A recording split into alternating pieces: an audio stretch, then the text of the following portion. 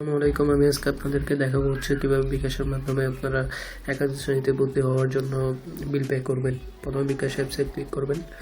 বিকাশ অ্যাপসে ঢোকার পর আপনার পিন নাম্বারটি দিবেন। পিন নাম্বার দেওয়ার পর পরবর্তীতে ক্লিক করবেন। পরবর্তীতে ক্লিক করার পর চলে আসবেন এইখানে আরোতে ক্লিক করবেন। আরোতে ক্লিক করার পর পে বিলে ক্লিক করবেন। পে বিলে ক্লিক করার পর এখানে শিক্ষা প্রতিষ্ঠান নামে একটা অপশন রয়েছে, এখানে ক্লিক করবেন। এখানে ক্লিক করার পর নিচে যাবেন। নিচে যাওয়ার পর একাদশ ক্লাস অ্যাডমিশন শিক্ষা প্রতিষ্ঠান ক্লিক করবেন।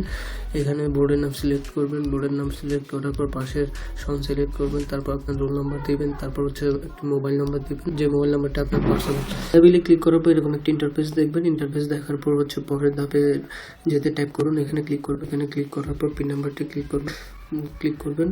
ট্যাপ করে ধরে রাখবেন। ট্যাপ করে ধরে রাখার পর বিল পে হয়ে যাবে। বিল পে করার পর পরবর্তীতে ক্লিক করবেন। পরবর্তীতে রিসিপ্ট ডাউনলোডে ক্লিক করবেন। রিসিপ্ট ডাউনলোডে ক্লিক করে পিডিএফ আকারে রিসিপ্টটি ডাউনলোড করে নেবেন।